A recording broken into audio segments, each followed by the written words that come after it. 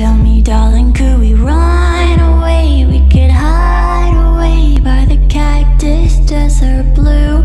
I can see it just a mile away from this crowded place. I could lay there next to you. Welcome back, friends, to another episode of our channel, or on our channel, Best Freaking Friends Forever. So today we're going to talk about Lady and the Tramp. So it's another Disney movie. So the release date was June 22nd of 1955. The budget was $4 million. They want to talk about Lady and the Tramp too. Does Vera loves the Tramp? Maybe they did seem to be more into this movie, but yeah. So the budget was $4 million. Opening weekend, it made almost $3 million, which with inflation was $29 million if we're back then. Which I mean for today, so that's pretty good. In the U.S., it grew both worldwide and in the U.S. it grossed about $94 million, which with today's inflation would have been $908 million. So this was a pretty big movie for Disney, I feel. I know at the time of its release, it was the highest grossing Disney cartoon since Snow White, which was done in 1937. So that's, I mean... Yeah, that's pretty good for 1955, and I feel like the cartoon itself, the colors were really good, and oh yeah, they did a really good job. Well, I like how they drew Lady. Like I just feel like I don't know, she's just very like they drew her to fit her like where she was. Like, who adopted her, who raised, the family she was with and stuff like that. Because you can definitely tell the difference between her and Tramp. Yeah. And he's supposed to be a Schnauzer mix, I think. Which, I mean, now that I read about that, I can get that. But, yeah. Yeah. Well, it's like those dogs had more, like, doll colors. Where the ones that had homes are more vibrant, I thought. And I think that makes sense because they make a bit, like in this movie they made a big deal about being, like having, well not necessarily a master, but having someone like the Darlings or the Deers, because you had Darling and Jim Deer, like take them in. And it's a big deal to get the collar, like to get the hardware, it was a big deal. Like she showed it off to Jock, and I think she got that when she was a year old, didn't she? Mm-hmm. And that was a big deal for her. Yeah, well, it was cute because she was a present to Darling for Christmas, and that scene, even like the very first scene we see with all the houses at Christmas and it's snow, that's really pretty. And then we get to go into their home. And yeah, she gets a little puppy, and it's so funny because it's such a dog owner thing to do. They try to put her in her own little area for bedtime. She gets whiny. That's a puppy, and she works her way upstairs. And he's like, "Okay, but only tonight." And then we see 6 months later, she's still in bed with them. Yeah. Well, and then her life is turned upside down, kind of, because after she turns a year, I think. She gets pregnant. Mm-hmm. Darling does. So they're kind of treating Lady differently. Yeah. And that's what we start seeing. And that's when she starts meeting, like she starts talking to Jock and all of them. And then she meets Tramp. Mm-hmm. Oh yeah. They're in the yard talking, and he happens to be walking by and stops. But they just have that brief interaction, that brief encounter. And then we don't see him again until a little bit later. Right. I love how he calls her Pigeon or Pidge. I don't know why. He never calls her Lady. Never in the movie does he call her by her. And really not, he never does. She has nicknames in this movie. So her name is Lady. Mm-hmm. And Jacques calls her, the other dog calls her Lady Ma'am. Oh, Miss Lady Ma'am. Huh? And then what does Jock call her? Probably Lass or something. Lassie. Oh, what Lassie. Yeah. Well, that's another iconic dog. Well, and I didn't realize that Jock, like we talked about earlier, Jock is also in 101 Dalmatians. He helps the puppies. Mm-hmm. Well, there's a bunch of Aristocats Like, yes, there's a lot of Aristocats things going, or alluding, or not alluding, but things going back to that. yeah. Well, this one has another iconic scene, and that is with the pasta. Yep, the Bella Notte scene, which he didn't want in it. He didn't want that to be in. You believe that? I can't. How could you not? Well, then, it's so funny how that works out. The ones that they want to take out end up being the most iconic. And yeah, which that's probably, I don't know if that would be my favorite. I don't know, maybe, because that's really cute, because they eat the dinner and then they go on the little stroll and they have the music playing and it's night and they have the fireflies and what else? Oh, the aunt shows up to watch the baby. Yeah, evil Aunt Sarah. I don't like Aunt Sarah, and her cats are even worse. Yeah, the Siamese. Siamese, if you please. Yeah, they're kind of creepy. Well, we saw all of them. I mean, they're all just, they I feel like just the way, like, she didn't even go and see what was in the baby's room that they were even going after. She just automatically, I mean, I get that she would assume it was after the baby, but she didn't even look. Mm-hmm. Like, she just immediately threw him out and threw her, like, I don't know. Because Lady really started getting treated poorly after they left and Aunt Sarah came to watch the baby. That was when it was really bad at first. Right. Well, and she goes to, that's why Lady even leaves, is because she goes to put a muzzle on her and she escapes from it. That scene too. Yep.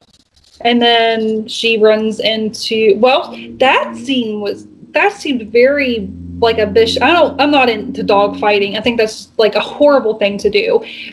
So we see she kind of gets in at the end of that alleyway and gets trapped, and Tramp and saves her, and we see some dog fighting going on, and I didn't care for that scene. It was very uncomfortable, and I know they're just cartoons.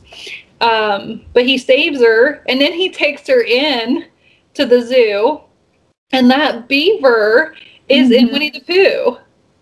Yep. He's a big part of that. Yeah. Which I like how they used to say, I mean, even the same characters it's cool that they do that. That's neat. Yeah, like the little Easter eggs and... Yes. Yeah, putting them in other movies. Yeah, I like that too.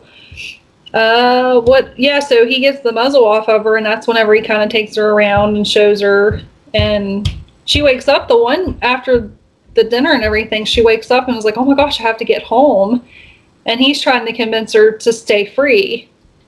And even after she's being treated poorly by Aunt Sarah, she still is loyal. That's the one thing I like about her. She still does not let that waver, her loyalty. And let's see, what caused her to get in the doghouse? Well, she ended up in the pound. Well, so she ends up in the doghouse because she was trying to get to the baby, or she was trying to see the baby, and Aunt Sarah thought she was trying to hurt it, so they put her outside. Then she goes off with Tramp, and I think he goes to leave, or they separate, and that's when she gets caught, and he tries. I don't think he knows that she gets caught, or he does, and he tries to get her out or whatever, but she gets kind of mad at him because he kind of left her in a way. And then she gets in even more trouble because she sees a rat coming and getting into the house, and she starts barking, and Tramp comes back to say, what's the problem? And she's like, it's inside. It's a rat. It's going inside of the baby's room. And he's like, where's the baby's room? So, because she's still chained up, like she can't get loose yet from the doghouse. And she finally does. And then, of course, Aunt Sarah thinks that, because they knock the crib over when Tramp is trying to get the rat, and Sarah thinks they're trying to kill the baby, so she immediately gets Tramp taken off, and Lady is in the doghouse, and yeah. But that's my favorite part, like when the deers go and adopt him, and it's Christmas, and they have the puppies, and he has his collar on. I'm like, oh, yay! Yeah, it's cute. Well, and I think they call him Scamp. Isn't the Yes. Yeah. And I just like that the whole time Lady keeps like, come on now, like constantly, because he's the one that's rowdy.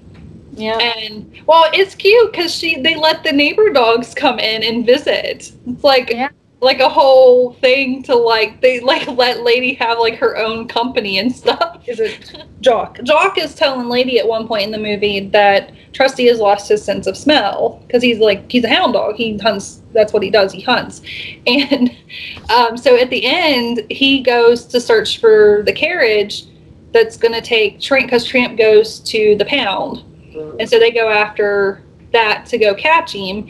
And so Jock is like, you're not going to find him. Like, face it, you've lost your sense of smell, which he gets mad about it. And he just keeps going. And then you think he dies because the carriage hits him. And he's like, yeah, that got to me. I was like, oh, no, not Trusty. I was like, I love this movie.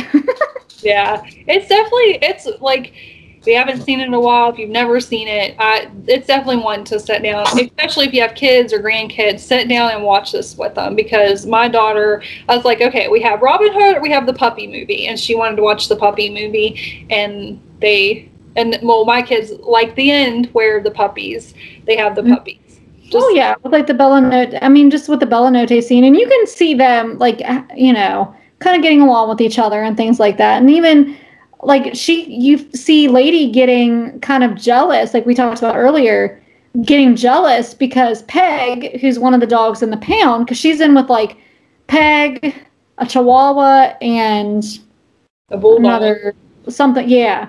And Peg is telling her that basically he's a tramp, he's running, like he's had all these girlfriends or whatever, and starts naming them off, and Lady names them back to him. I thought that was kind of funny. She's like, oh, so, and he looks at her and he's like, oh.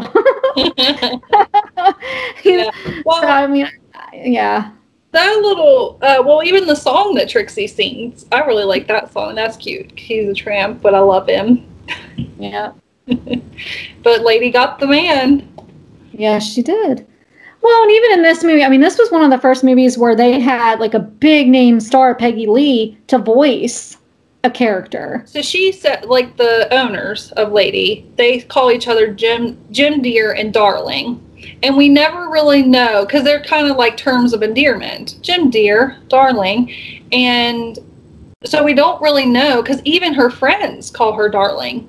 So it's pretty much implied that maybe it's more of an actual name for her rather than a term of endearment from Jim Dear. Right.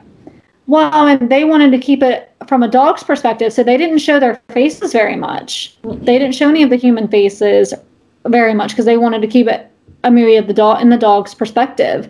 Yeah. So they rarely would show their faces because of that too, which was interesting.